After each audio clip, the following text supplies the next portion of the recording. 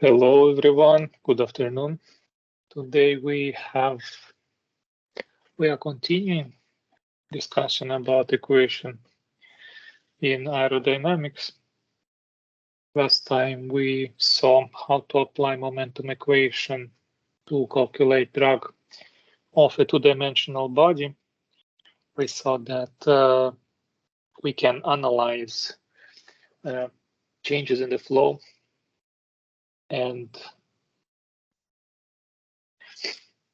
measure flow profile after aerodynamic body. Formula you can see on the screen allowed us integrating flow properties after the body to calculate this drag according to momentum equation. We saw that such method is very powerful and allows us not touching the body and not connecting any kind of sensor directly on the body to calculate drag force, which appears just analyzing flow after it. Nowadays, there are different methods to take a profile of velocity after an aerodynamic body, not just a P2 array like we see on this picture. And what was significant that it's an indirect measurement of force we can perform not just for aerofoil or the wing. We can perform it for any aerodynamic body of a complex shape and calculate drag on it by just disturbances which appear inside flow. Such disturbances, as we saw, happen in a small section behind the body where this integral gives us positive value. In a long distance, long range, such integral results in zero value. It says that only a small region inside flow behind the body could be analyzed to obtain drag. Okay, then we had such an example calculation of friction or velocity profile on boundary layer. And today we have to talk about other things. First of all, about an energy equation. Okay.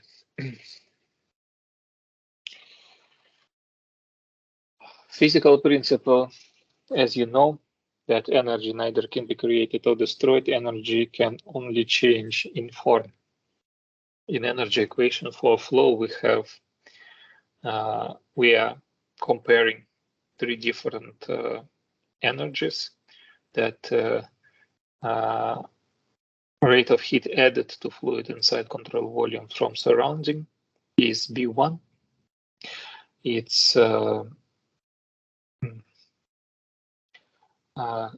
consists of two parts. Usually you may find in a formula on the screen. That is source, volumetric source, like chemical source of energy, and viscous energies, which are viscous heat, which can be appear due to interaction of flow with the body. Second part, B2, is work done on fluid inside control volume. B2 also has this work due to pressure, first part, and second part is body forces, internal, for example, gravity force, and or electromagnetic force, and then viscous component. And B3 is rate of change of energy as it flows through control volume. Yes, consisting of fluctuations of energy B3 inside control volume in time Okay, this is integral of time derivative of integral of energy inside volume. Second part is flow of energy through the surface of this control volume. Very known form of energy equation. In most cases, we will neglect some of its parts. For example, B1 we will disconsider in aerodynamics. And in part of inviscid flow, we will also disconsider this Q part. And inside the B2, we will disconsider the body force and body energies and viscous energies. Okay, so this equation becomes simpler. Here we may find the form of energy equation for transient flow, which has time derivative inside. In case when time derivative is absent, flow will be called stationary. And the same equation can be transformed to its differential form, quite known form of equation. I will not stop in details on this form. So when flow is steady, equation is much simpler, steady and inviscid, no viscous part, no sources, chemical or electromagnetic sources. Equation becomes much more simpler. That shows that there is a balance between flow of energy through the surface of control volume, left side, and the right side corresponds to work done by pressure on this surface of control volume. This equation can be transformed easily to differential form, as you might see here, equation 298. Okay. After we discuss these three main equations, continuity equation, three of momentum equation, written differential form, and energy equation, we might find that number of unknown in these equations is bigger than number of equations. So let's calculate density from first equation. Then we have velocity components from, okay, false on the first equation because v velocity vector is composed by three velocity components. And then to take into account these velocity components, we use momentum equation, but also inside momentum equation, we have defined pressure.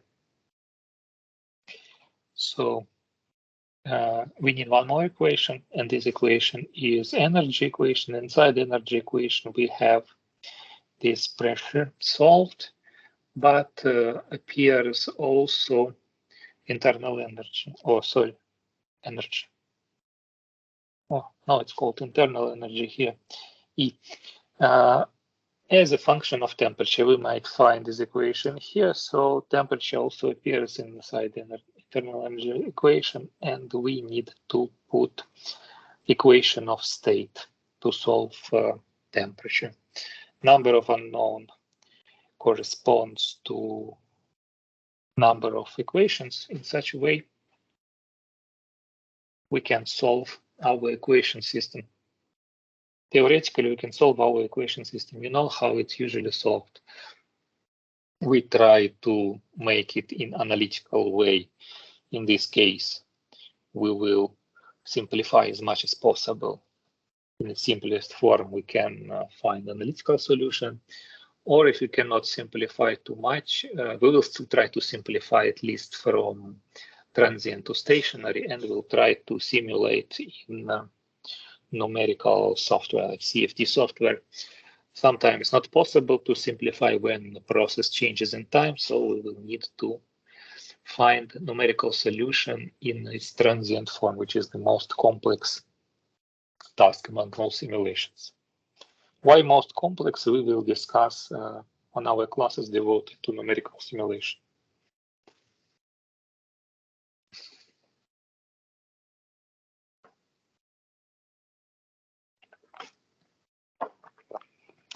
Okay. Then Anderson gives also definition of substantial derivative. I think you already know it's derived material, which is shown here. How to obtain substantial derivative when we use Taylor series and write some arbitrary parameter around 1 point. For example, we write density at point 2 as a function of density at point 1. We already know that this Taylor series allows us to find relation between two different points is density at initial form plus derivative of density by space coordinate multiplied by distance in x direction, then same way other coordinates, right? And then we have higher order terms which describes second order derivatives, third order, etc. until infinity. For us, more important, more interesting is just first derivative.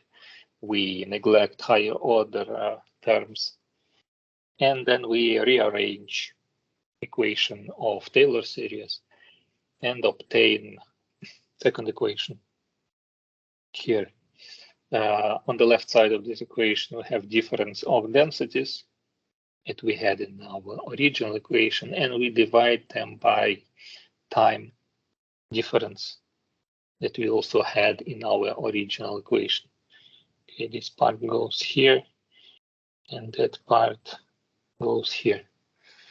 Okay, on the right side of the equation, we have all which we have the rest of function.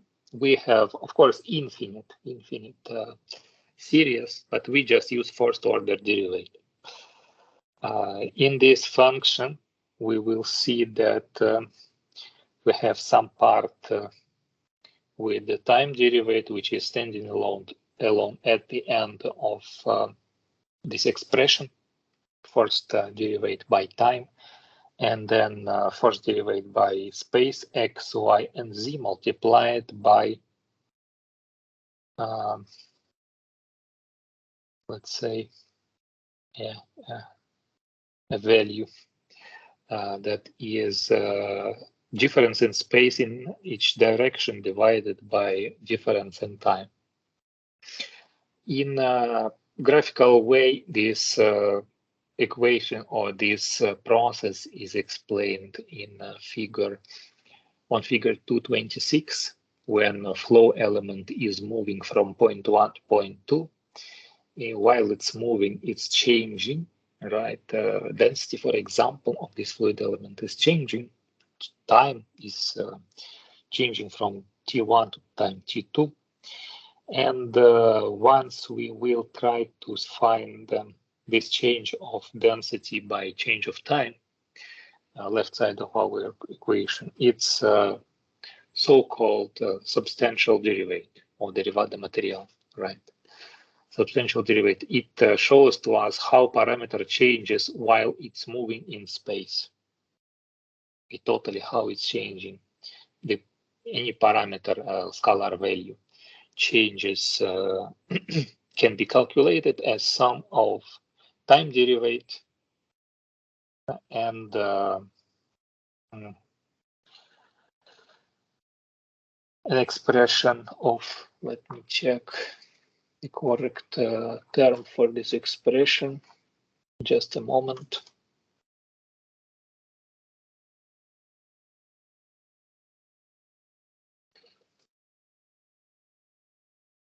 Don't want to make mistake in such part.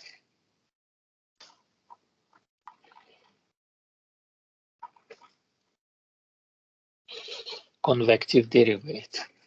Yeah, convective derivate. This all part here.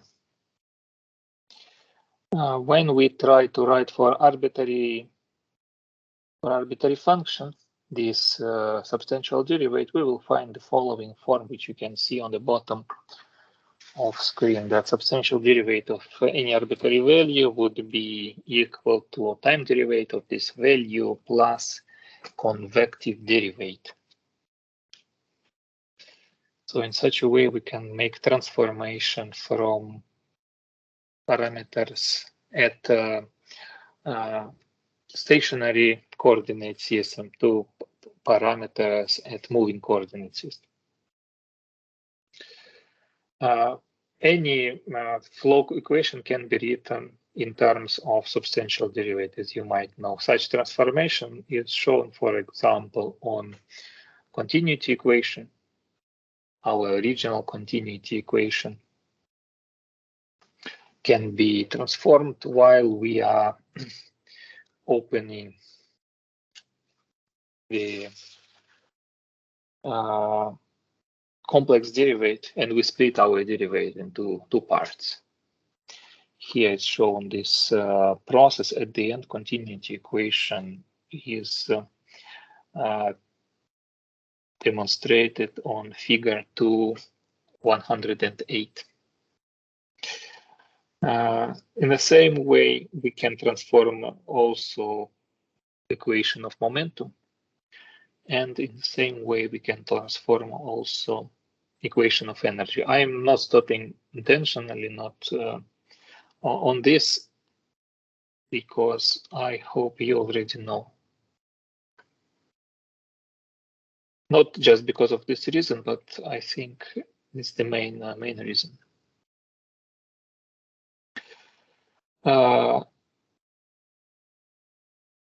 Anderson proposes also to define new parameters, not new processes, or let's say define new definition of pathlines and streamlines. What is a pathline? Pathline is a trajectory of element. You may see, for example, on figure 227. Fluid element is moving from point 1 to point 2, changing its velocity in each point, and in such way forming its trajectory. Such trajectory can be different for different particles. Okay. For example, element A can have one trajectory, element 2 can in other time, starting from same point 1, can have completely different trajectory. Such flow is transient when trajectories are not repeated with time. When trajectories are repeated in time, so all these trajectories are same independently at which initial time we are looking on this trajectory, they are called streamlines. Streamlines describe stationary flow. Just a moment. I need to make small adjustment here. Okay. Streamline describe the stationary flow, flow which does not change in time. So independently on which time moment we are looking, streamline will stay absolutely the same for all these time moments. Streamline can be described by equations. So we can calculate geometry of this line according to the following definition, that direction of streamline vector product by velocity is equal to 0. So product of direction of streamline and velocity equals to 0. It shows to us that streamline is tangential to velocity direction. In terms of matrix vector product, you can see it as equation on the screen. And since ds and v can be also represented as vectors, we can find this determinant of this matrix. It's a matrix 3 by 3, so it's quite simple. First line of this matrix is a unitary vector or a density vector. And the second line of this matrix is direction of streamline, and third line of this matrix is velocity components. So when we open this determinant, we will see that streamline has 3 main directions. So we can describe this in generally it moves in 3 directions in space, 3-dimensional space. In I direction, this I direction is x direction, right? Defined by W and V components of velocity. J direction defined by U and W components of velocity, and K direction defined by U and V components of velocity. For us, more important would be this third part of the equation. If we have 2-dimensional flow, like for example, flow over airfoil, then only the third component of this streamline will exist, because W and W component of velocity is equal to 0. So, and okay, we can see only the third part. Equation of streamline is written in a system. This system is written together equation 17a, b, and c, which you can see here can be transformed to differential equation. Now it's equation in differentials.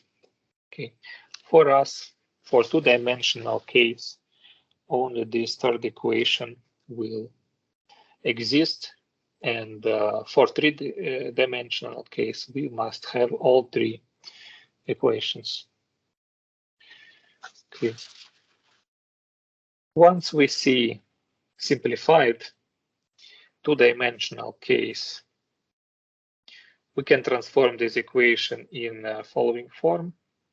Just put on the left side differentials ratio, and on the right side you will see velocity ratio.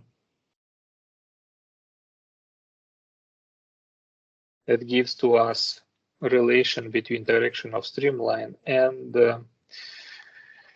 ratio between velocity components. How does it work?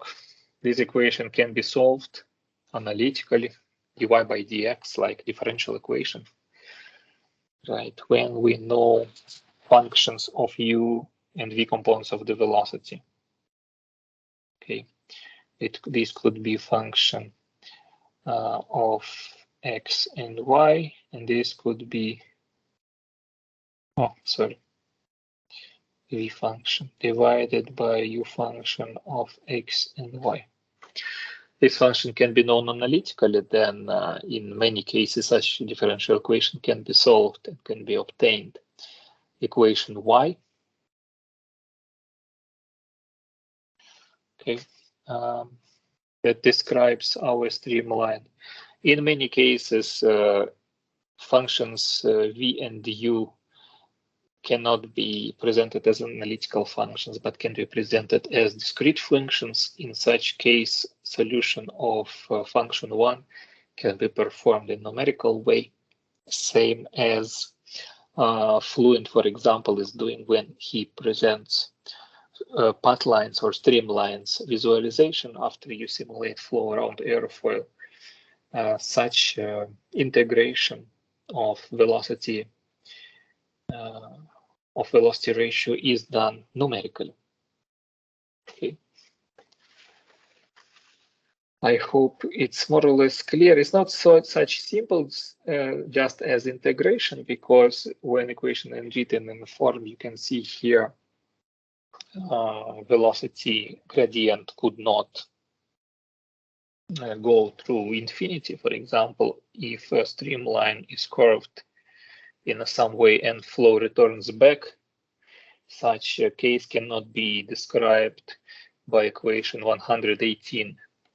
Because when we start to obtain infinite gradient, on the left side we receive also infinite values on the right side, and such equation cannot be solved numerically, right? But there are other methods which allow us to overcome such disadvantage. We will touch them in our future discussions. The main method to solve such a problem, such an issue, when flow must return, is to use how is called parametric functions. So U and V components of velocity must be defined as parametric functions from independent parameter t, for example, in or transformed in some way, like polar coordinates. In terms of polar coordinates, such equations could be solved analytically without any big mathematical issues. I would like to remind you that you can ask your questions anytime, so I'm ready to answer your questions. When they appear, you can ask in the chat or by voice, or raise your hand, and then you can ask your question. Why equation of streamline is important, we will see very soon, probably in the next chapter, when we find that in several cases, or let's say in many cases, we can substitute movement equations or momentum equations, and instead of solution of several equations for 2- and 3-dimensional case, we just use equation of streamline and solve all just in one relation. So it simplifies a lot in many cases. Mathematical model and streamline equation will be used widely in our future discussions. So please pay attention, read a book about such a model and how streamline equation is usually obtained. We will touch this question many times during theory of aerodynamics.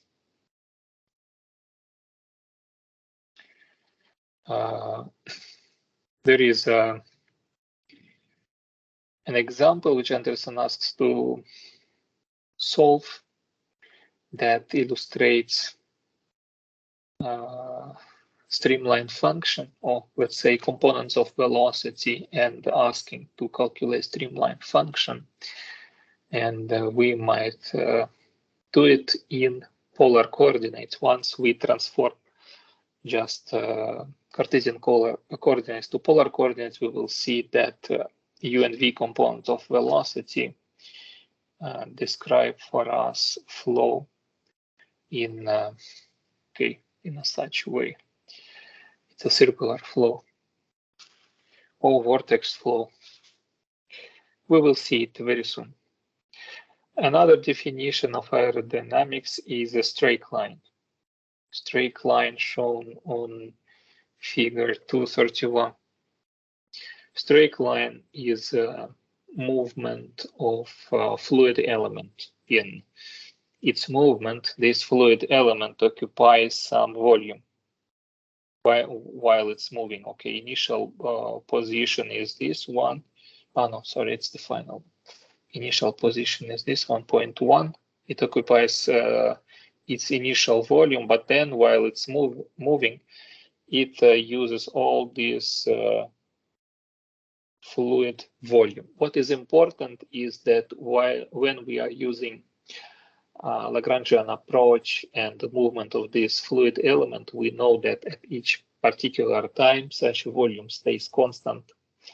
And knowing volume, we can obtain its dimensions or cross-sectional area. And this, in several cases, it helps a lot to simplify computational model. So we can find the relation between volume and area of cross-section. This is widely used in ducts with variable area, with area which changes inside pipe.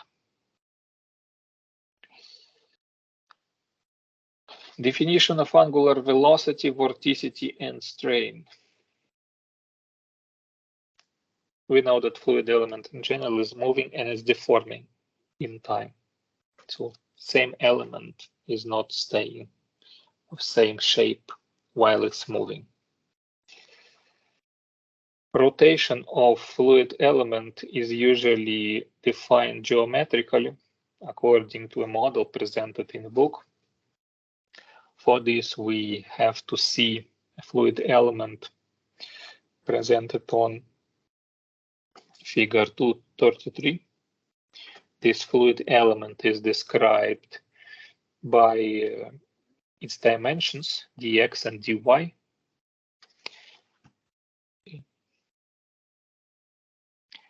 And other dimension, not say, when it's, how to say, in the other points of this fluid element,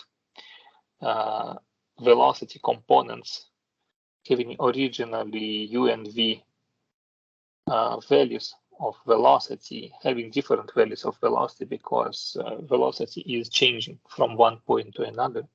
So in point C, velocity has component v plus dv by dx multiplied by dx.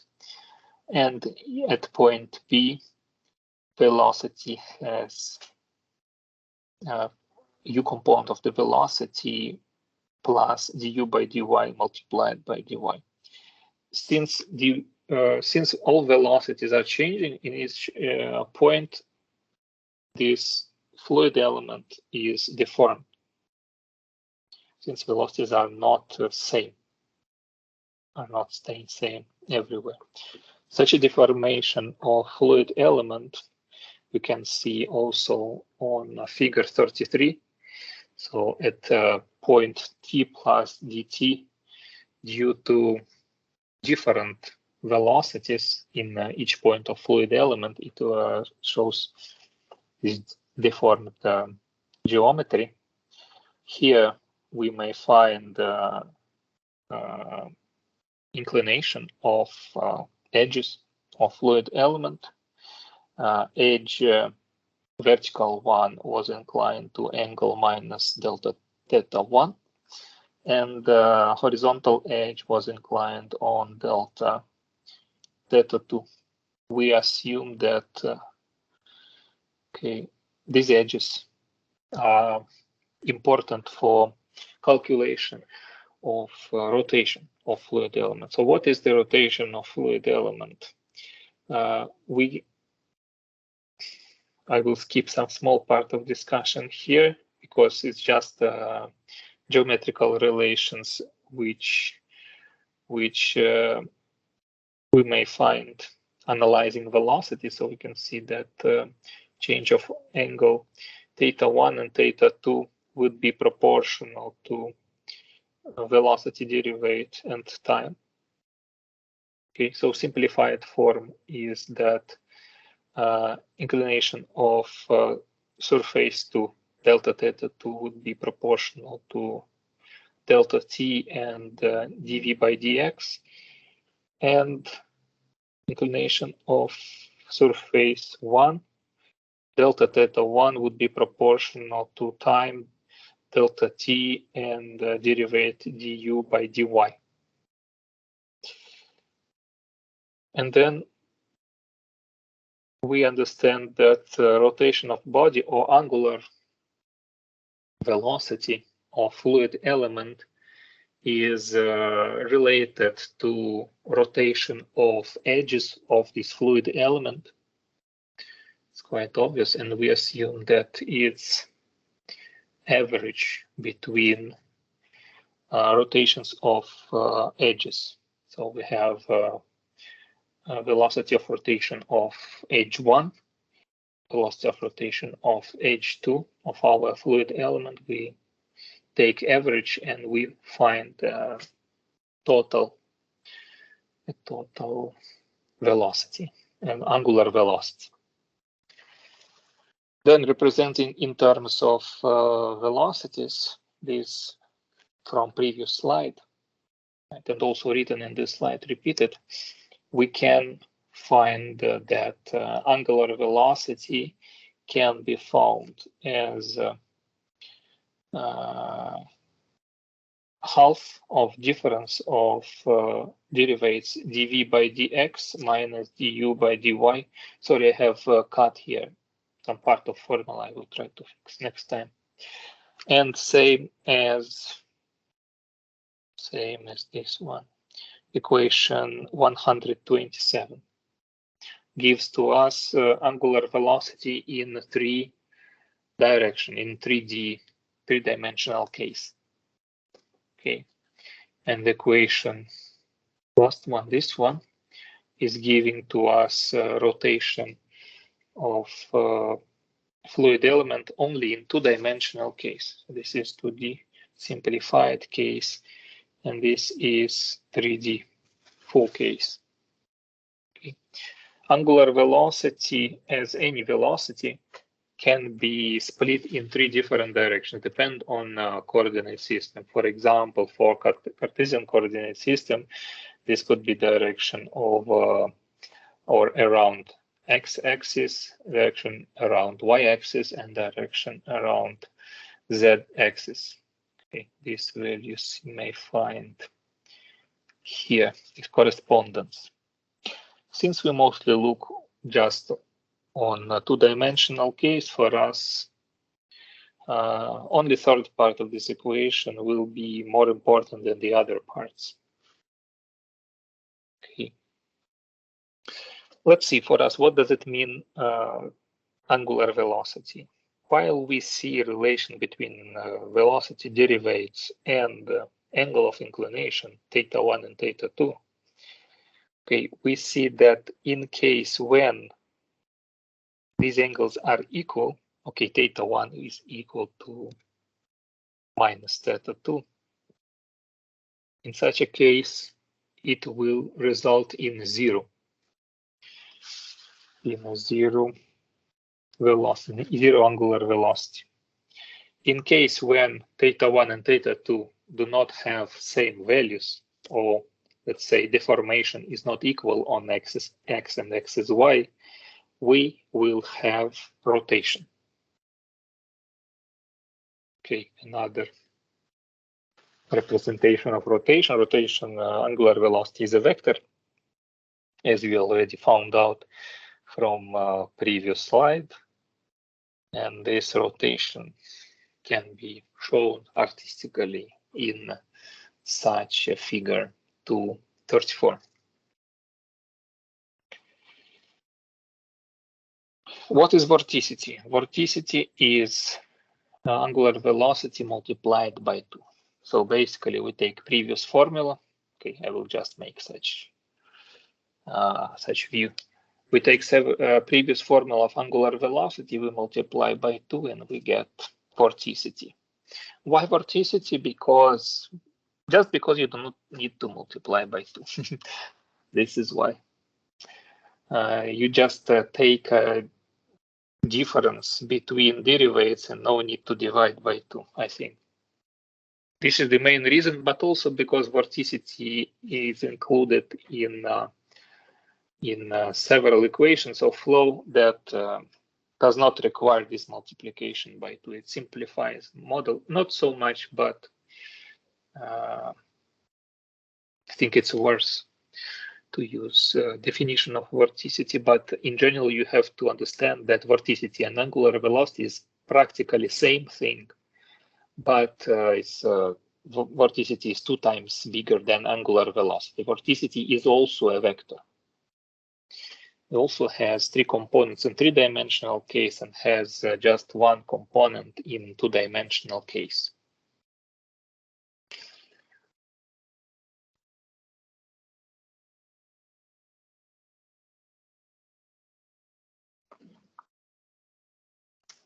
Figure 35 and 36 show us 2 different cases. Case 1 is when figure 35 is when we have angular velocity. So in such a case, the formation of edges is not equal, or all the fluid element is rotating. So case 1 is rotating fluid element. We can see that is from one point to another, it changes angle of its orientation. And case 2, we find that these angles are different, theta 1 and theta 2. So we have a rotation. And since we have rotation, such flow is called rotational. Rotational flow, when fluid element rotates. In case when there is no rotation, there is translation. For example, figure 36, we have just the same position for all points in movement, just translation. Or in case when there is deformation equal on both sides, it's just deforms but does not rotate. In this case, when angles are same, such a flow called irrotational. Rotational flow and irrotational flow are important to differentiate because each type of these flows has its own mathematical model. When flow is irrotational, or when angular velocity or vorticity is equal to 0, flow model becomes much simpler than for rotational flows. So, which flows are rotational, which flows are irrotational? We assume that, such a flow that we might find here, for example, in our previous example that Anderson proposes, now it's example 2.4, before it was example, I think 2.3, let's see. Yeah, example 2.3, absolutely same. Components of velocity. We can perform very simple calculation and calculate vorticity. How it's done? Just apply our formula. We know that, let me see here, dv by dx minus du by dy. Oh, better in how is written here in partial derivatives.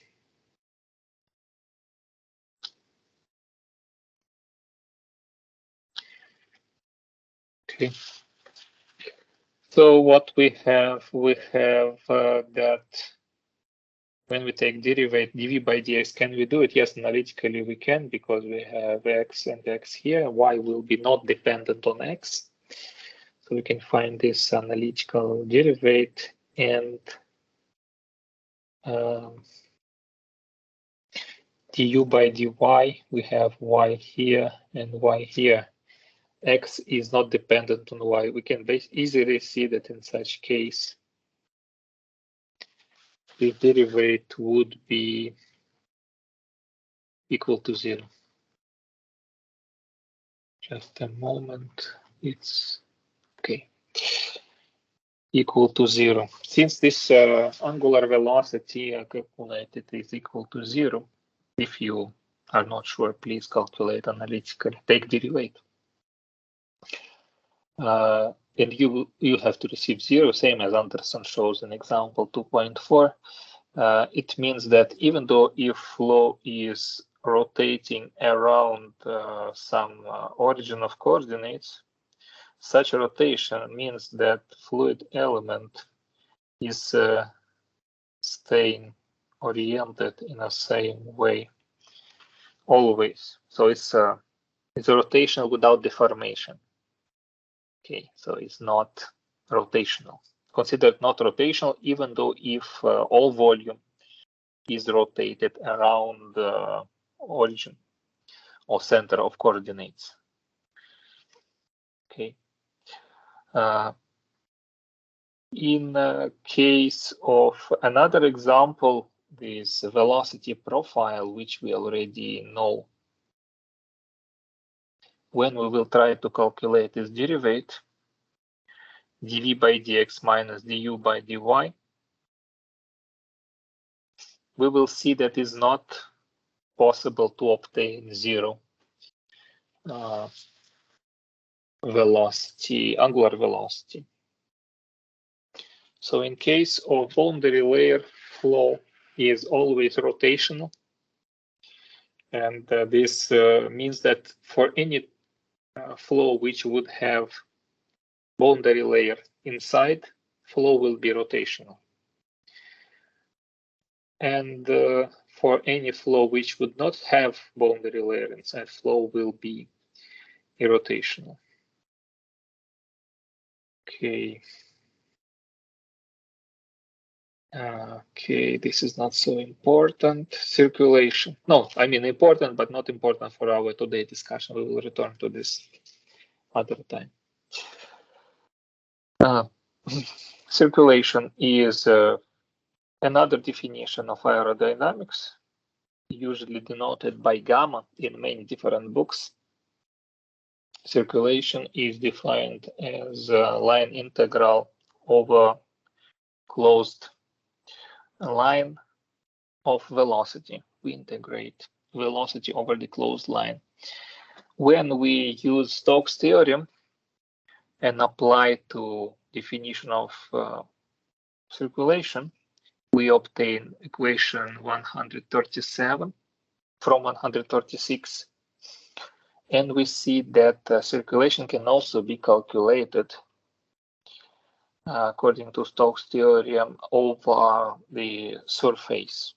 Over the surface, which is limited by the same line, same closed line. Okay. One way or another way. So it's not important what we choose. It's more important that it will be same space or same, let's say, object in space can be calculated as line integral of velocity or as surface integral.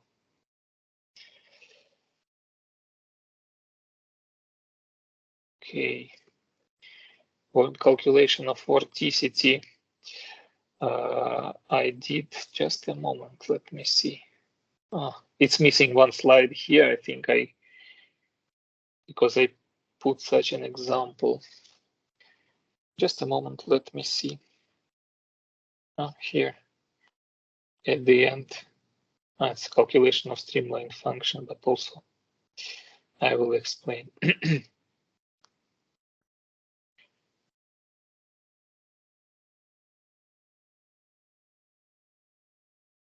Calculation of vorticity over the closed surface. We may see that vorticity in such case is equal to 0. When we will try to make integral, since the velocity is moving by circle, it means that once we will try to integrate by this circle, we will obtain 0 because velocity is okay. It will compensate each other. All velocities, they are same over this closed surface.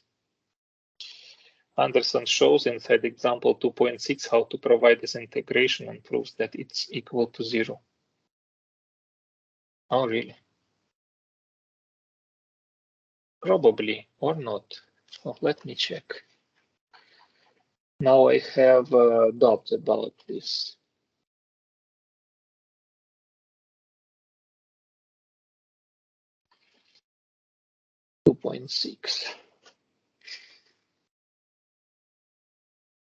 Not exactly 2.6. It's another example.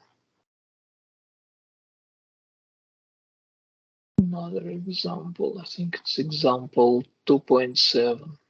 Yeah, it's example 2.7. Sorry, this was from previous 2.7. So vorticity is equal to 0. As I told you, velocity is compensated everywhere, and integral is equal to 0. Stream function is a function that has similarity to streamline functions we discussed before. Stream function describes to us movement of fluid inside the whole volume. When the streamline function was dealing just with one line,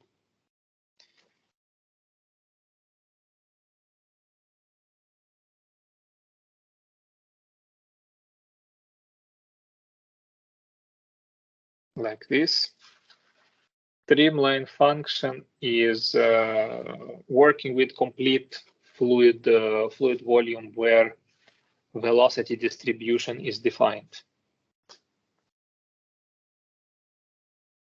Since we are working with volume, we can see that function. One function is how to say has a physical meaning. Such a function is showing to us mass flow rate or volumetric flow rate, depend on type of flow. For okay, in general, it's mass flow rate. So Xi is saying to us how much mass is flowing through some part, some between two lines, let's say. Xi1 corresponds to one value, and this Xi plus delta Xi is corresponding to another value. How to calculate this mass flow rate or mass flux? We need to know velocity, average velocity between lines, and we need to know distance and density. Okay, once we multiply density by velocity by distance, we obtain mass flow rate. So basically, streamline function, or function which describes direction of flow in complete volume, can be defined as a balance of mass, or let's say difference of mass which flows through different streamlines. Since it's a bidimensional function, it can be split into independent directions. In such case, we see flow for Cartesian coordinate system in x and y direction. Streamline function is, as I told you, is changing, right? So just a moment, let me check one thing here.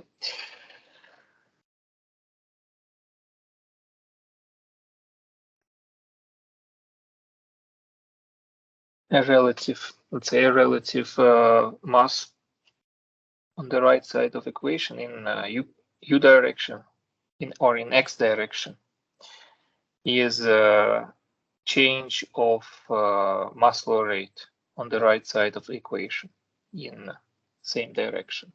In y coordinate, because it's okay, we need to take perpendicular edge to u velocity.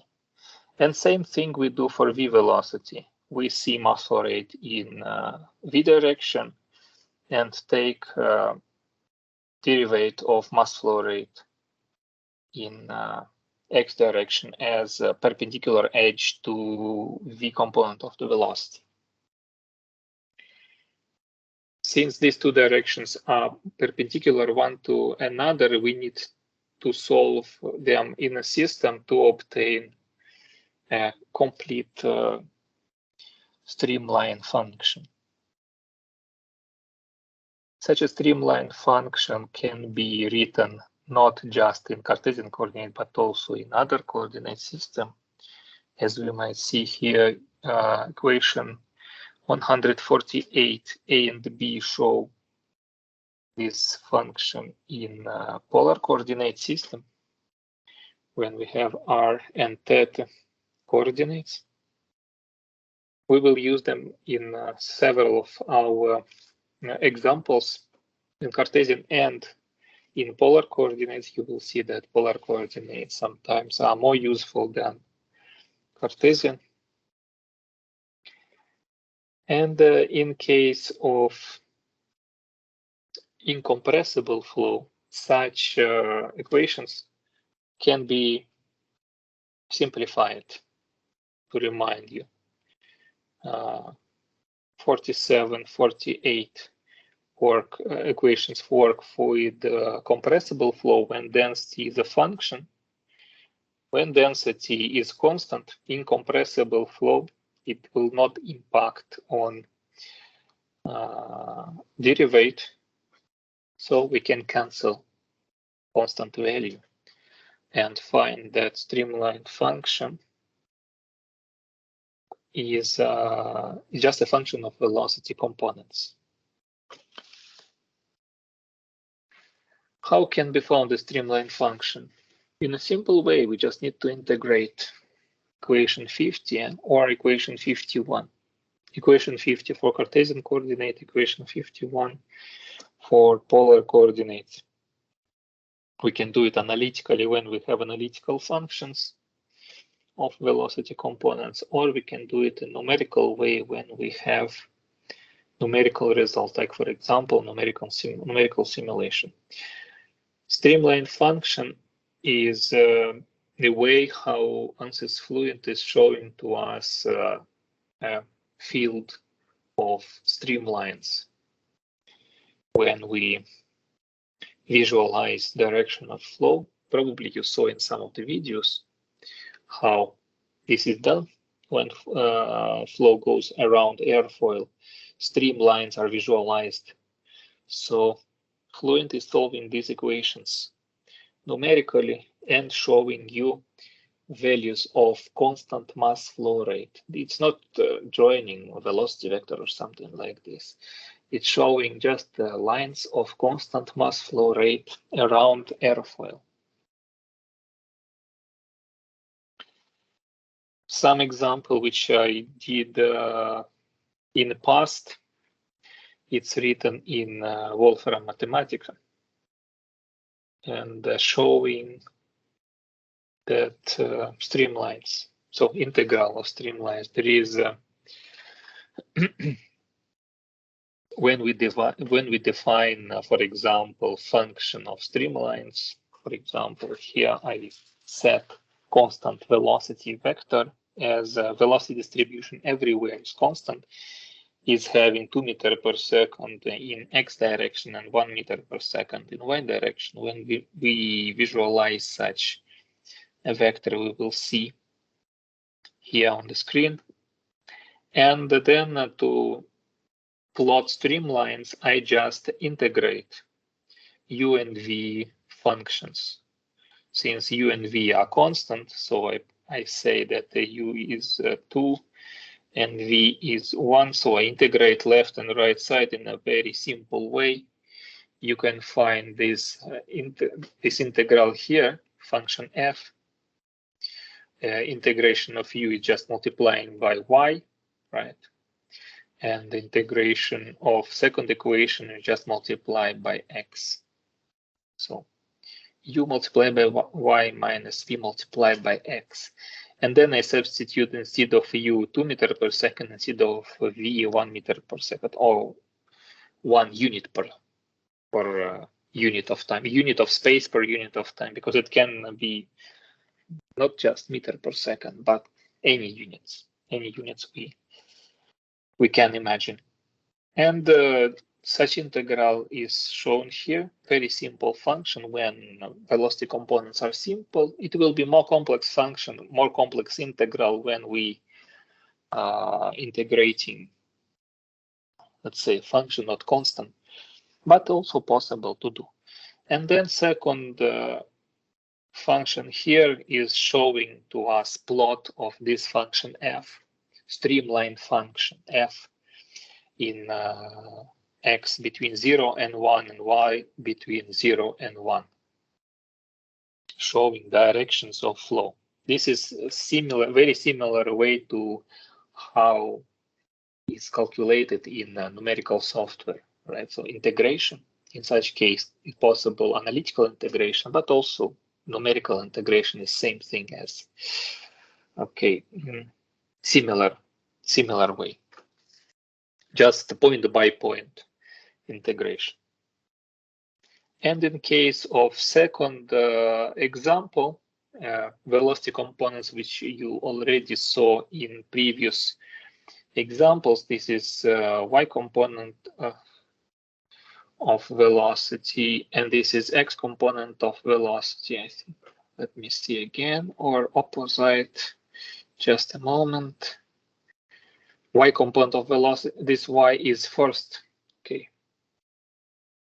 First and second, but I think if we switch them, it will be absolutely same result, just in maybe in opposite direction. There is an embedded function inside the Wolfram Mathematica that allows to visualize directly stream plot when you put as arguments components of velocity, u component of velocity and v component of velocity. And it's showing vectors of streamline functions. It makes integration inside function analytically or numerically, and as a result puts such a plot in limits we need. I would like to recommend you this software. It's one or maybe the best software in mathematical analysis that exists nowadays. It makes not just numerical calculation, it makes all possible analytical transformation, and it has a huge and very powerful engine of analytical analysis of mathematics. Please let me know if you have some questions. I need a minute to take a glass of water and we can continue. Meanwhile, you could write your questions. Just 1 minute.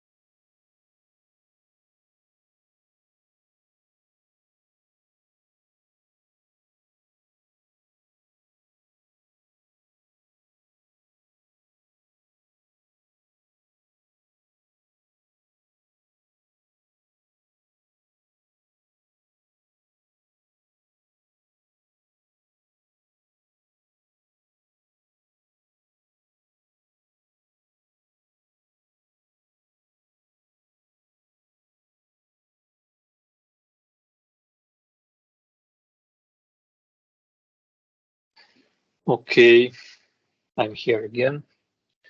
I see no questions for now. Maybe you can be a bit confused. I recommend you to study such subject. I understand maybe not so much simple because many definitions today and many mathematical things of different nature. Probably it would be worse if you pay some attention and read the book or see other videos explaining such definitions, because chapter 2 is extremely important in aerodynamics. In further chapters, we will widely use such definitions, and when we talk about one or other parameter, you need to understand what exactly we are talking about and how it's obtained and which properties it has, because otherwise you will not understand clearly what we are trying to elaborate, what I'm trying to explain to you. So for our next meeting, I would like to recommend you to read the book, especially chapter 2 of the book. We are near to finish, I hope today. Maybe we could finish chapter 2 already. And these are all definitions you need to understand, at least to understand what is talking about. Right. If someone of you will have interest in some of parameters or say visualizations or method we discussed here, please let me know, and I will and I can explain. Maybe not in the lecture, but in some other meetings, because our time is usually limited inside the lecture. Aerodynamics is a big science. Our book is huge, but it touches only a superficial part of aerodynamics. So this is why I tell you that it's important at least to understand what's written in the main book. But if you are really interested, there is a big world outside and a lot of publications in this area and books and theories, so you can discover many interesting things. Next definition Anderson proposes for us is so-called velocity potential. Velocity potential is a function which is defined by velocity components. As you may see here, velocity potential in equation 156, 54 and 56. In 54, it's in its short form, when velocity is defined as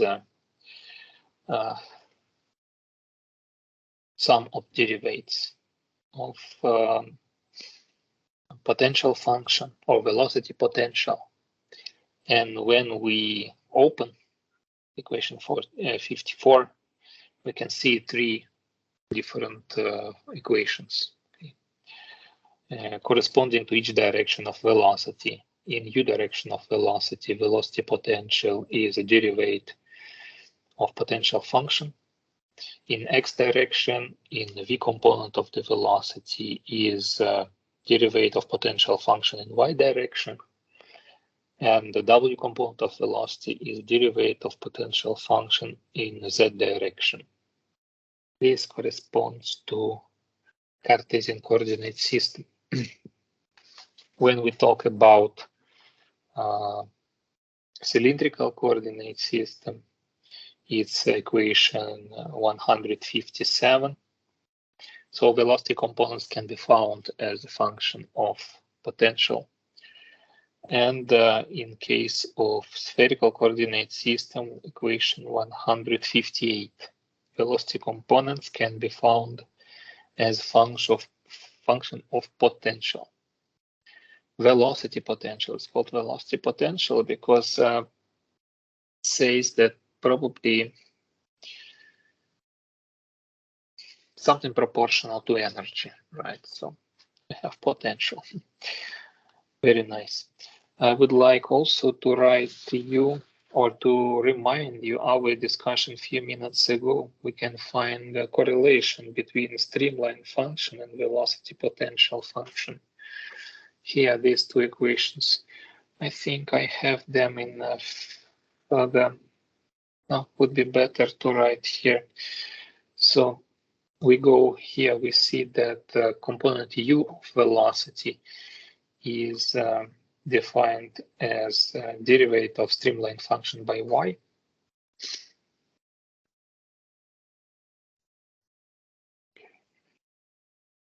dx by dy. And v component of the velocity is with the same idea, but minus sign before. Minus dx by dx. Okay, you see that potential function, definition of potential function and definition of streamline function, they are having some similarity. They both are proportional to derivative, right? Or let's say derivative of this function is proportional to velocity components, but the derivatives are in different directions. So in case of potential function, this direction corresponds to direction of velocity component. In case of streamline function, direction of velocity component does not correspond to direction of derivate. It's opposite to direction of derivate. So we can see it. We can see it here. But since there is a similarity, we can find a relation between potential function and streamline function. This relationship between them is shown on equation 165. Is telling to us that according to this equation, when we compare two different lines and we obtain the derivative of one line is equal to or reverse proportional to derivative of the other line, we know that these two lines intersect and they are perpendicular to each other. Okay, there is no, okay, let's see. There is no image here, but okay, I can write. We had somewhere streamline this picture. I don't know where it is right now. So streamline function, it shows to us where flow goes from one part of computational volume to another part of computational volume. For example, around some aerodynamic body. So this is velocity, and this we call streamline function. It has C1 value, C2 value, C3 value. And by other color, I will put velocity potential, taking some arbitrary point on the streamline. I understand that it should be a line perpendicular. Okay, something like this, perpendicular line. I think somewhere we have this figure inside Anderson book. Because of some reason, this figure is not in my lecture. No, it's in on the other place. I think we will have it only next chapters. Okay, potential function. Phi1, Phi2, Phi3. In each point, this potential function is perpendicular to streamline function. Do not forget this very, very important feature of relation between stream function and potential function. They are always perpendicular one to another. Why is important? Because when we know one, we know the other. We always can make perpendicular and find velocity potential in any arbitrary point where we know stream, how flow goes. And vice versa, if we know potential of velocity, distribution of potential of velocity, we can calculate streamline function in the same way. We just make perpendicular and we draw the stream function. So from one we know other, they are having a relation. And another thing which is important to us is that when we know such distribution, we can calculate velocities. We do not need to know velocity and stream function, or we do not need to know velocity and potential function. Once we know potential function, we know velocities. How we know them? We just take derivative of potential function. For example, we know how this function is distributed. Just take derivative and you get u component of velocity. If this phi function is analytical, we can analytically calculate u function as a coordinate system as independent parameters. And same for stream function. Okay, I will write somewhere here. If we have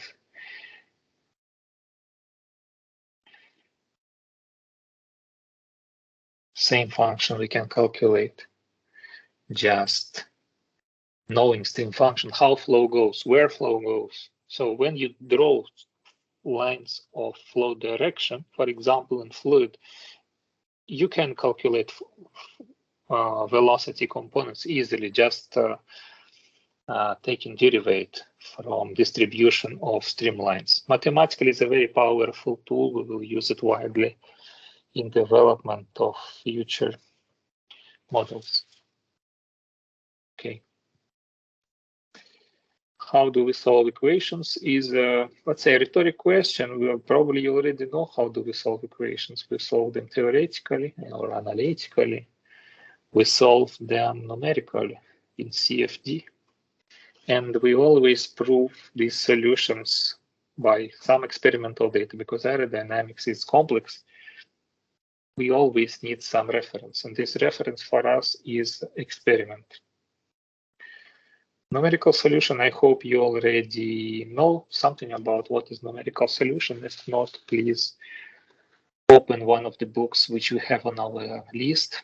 In the library and the system of Anderson, Blecher, Pennyhill, computational fluid dynamics and heat transfer, where theory of CFD is explained starting from very, very beginning and until most advanced models in a very nice way. How do we solve equations? We linearize, we transform our flow equations in partial derivatives or integral equations to algebraic equations. There are methods of transformation that that book explains, and also very little Anderson book explains, right? That any derivative inside the equation, for example, of some parameter u, can be written as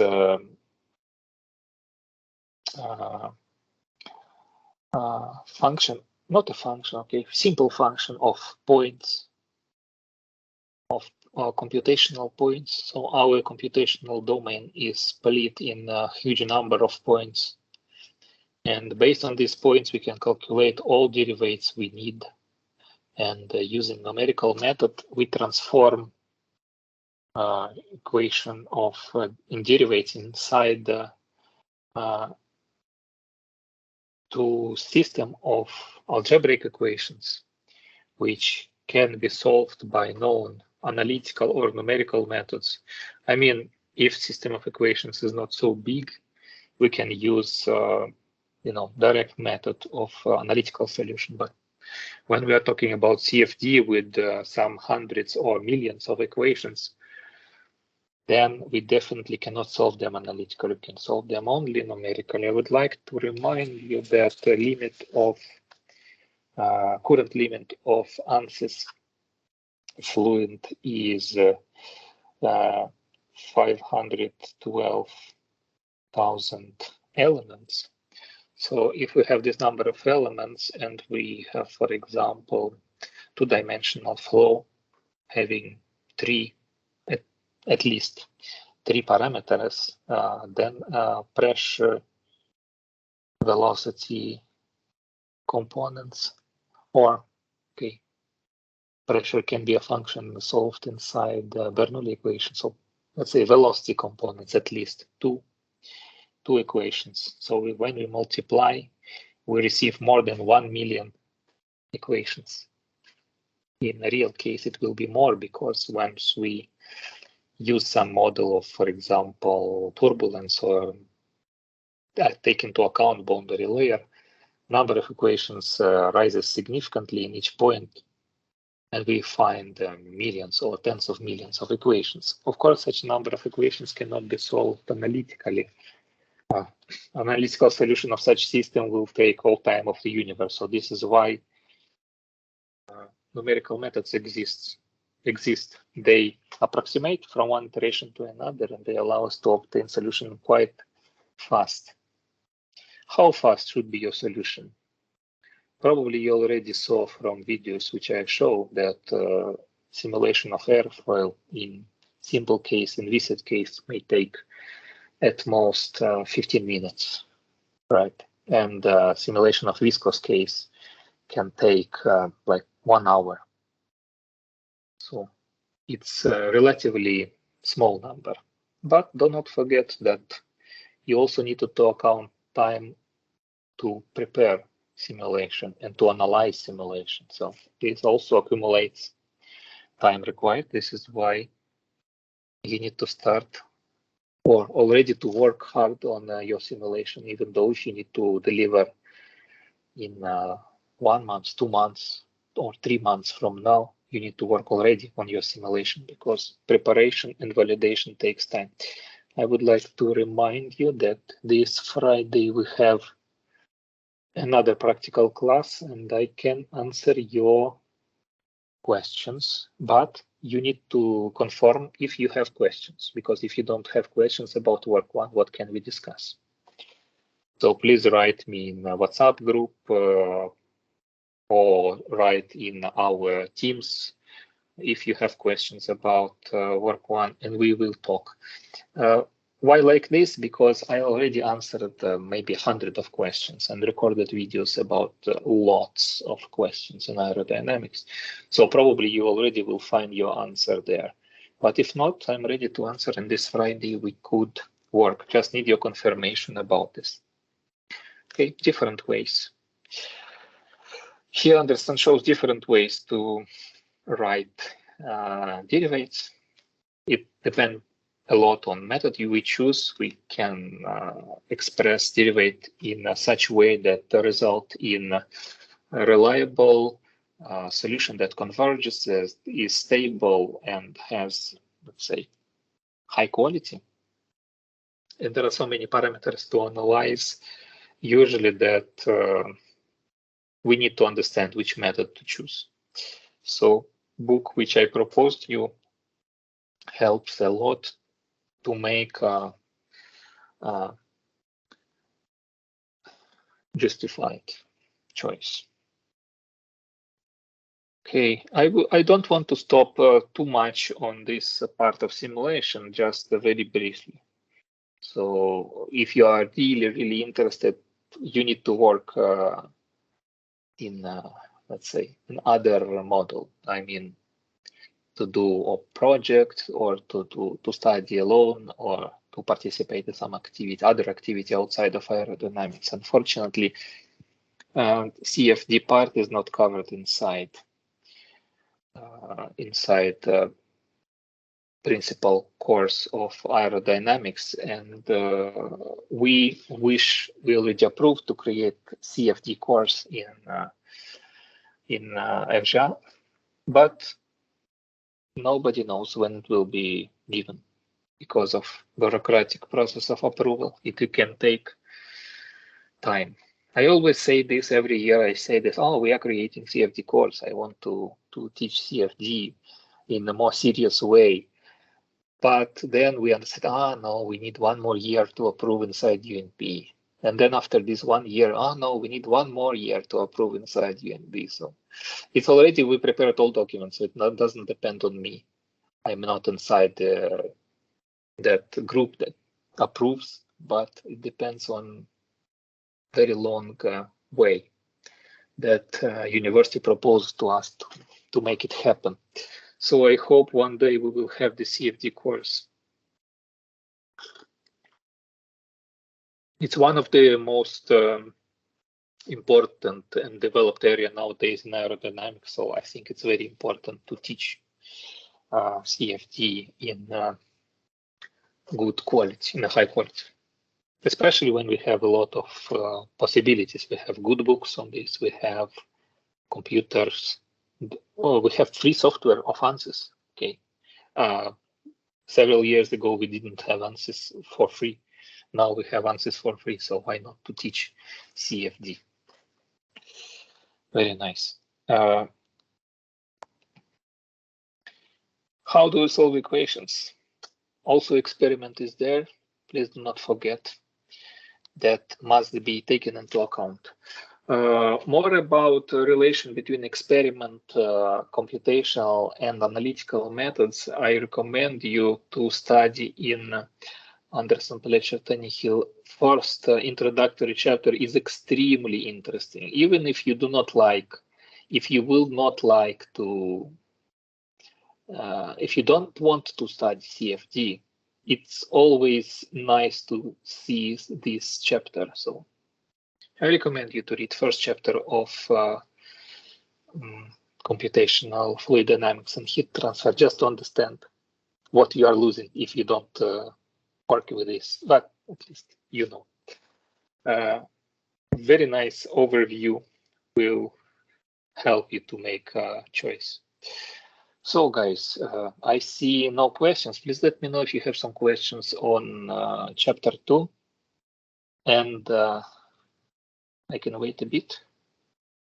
Next time we will start talking about chapter 3 of Anderson.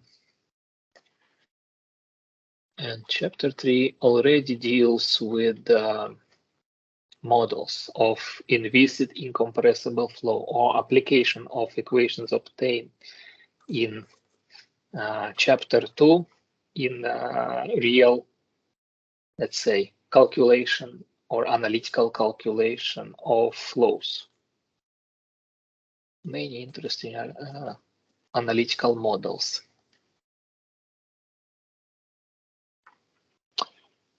I see no questions.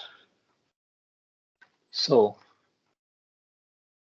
I think we can finish, but if you have, please read chapter 2. If you still have questions after reading, we can discuss other day. It's not closed. Questions are not closed. Just let me know if you have, and one day we talk about them. Would like to wish you a nice evening, and we see each other on Thursday. Have a nice time, and thank you for participation today. Thank you, Professor. Good evening. Bye. Good evening. Thank you, Professor. Thank you.